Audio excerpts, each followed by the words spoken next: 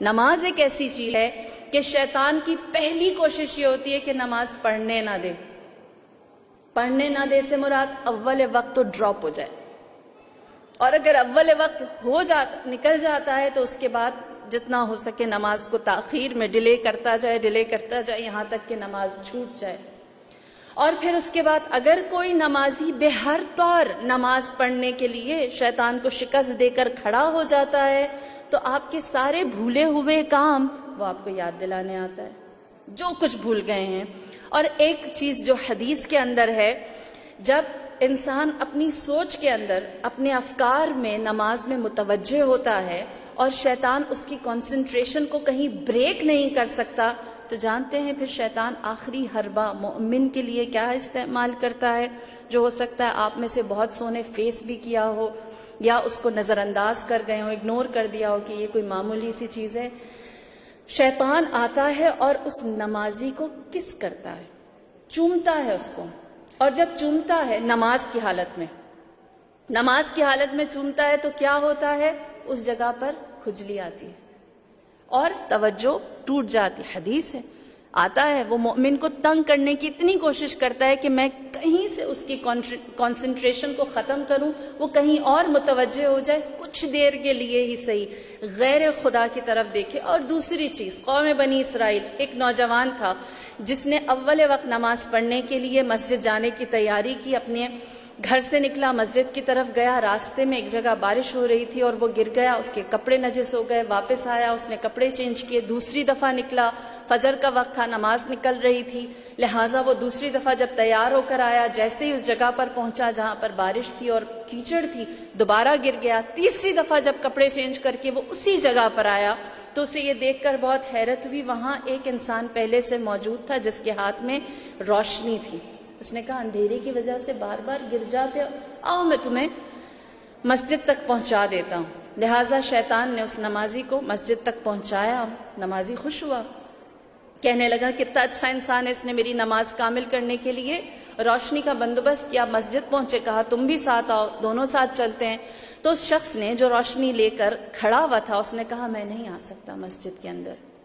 اس نے وجہ پوچھی، کیا وجہ ہے؟ تو کہنے لگا کیونکہ میں نماز نہیں پڑھتا. نمازی حیران ہوا، میری نماز کا بندوبست کیا ہے اور تم خود نماز نہیں پڑھتے، کیا وجہ ہے؟ تو اس نے وجہ بتائی اور کہنے لگا کہ میں نے خدا کو ایک آخری سجدہ کیا تھا، اس کے بعد سے میں اللہ کے سامنے جھکا نہیں. نمازی حیران ہوا، کہنے لگا تو شیطان ہے؟ اس نے کہا ہاں میں شیطان ہوں.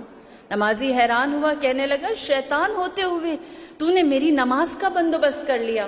تو پھر شیطان نے سارا احوال سنایا اور کہنے لگا کہ تو اول وقت نماز نہیں پڑھتا تھا، نماز فجر نہیں پڑھتا تھا، جماعت کے لیے نہیں جاتا تھا. آج جب تو اپنے گھر سے نماز کے لباس میں باہر نکلا ہے تو میں کیچڑ والی جگہ پر کھڑا ہو گیا تاکہ میں تیرے کپڑے گندے کر دوں.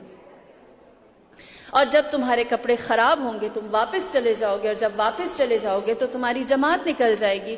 لیکن تم نے کیا کیا؟ ایک دفعہ پھر کوشش کی.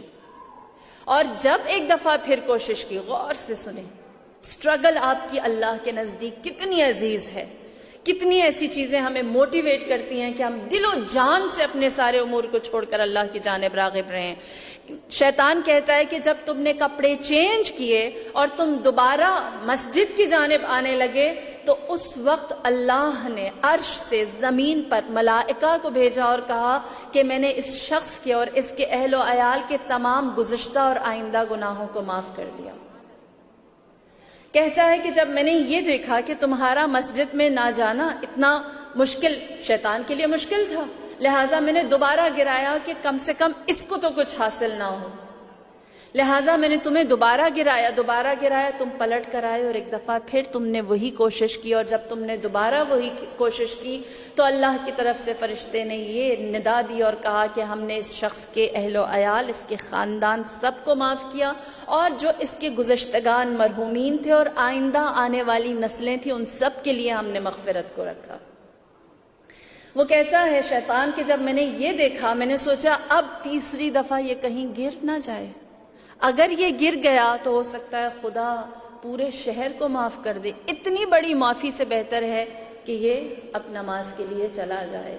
دیکھیے نمازی اپنی جگہ محترم ہے، لیکن نماز کے لیے کوشش کرنے والا اور نماز کی جانب جہاد کرنے والا وہ خدا کے نزدیک زیادہ عزیز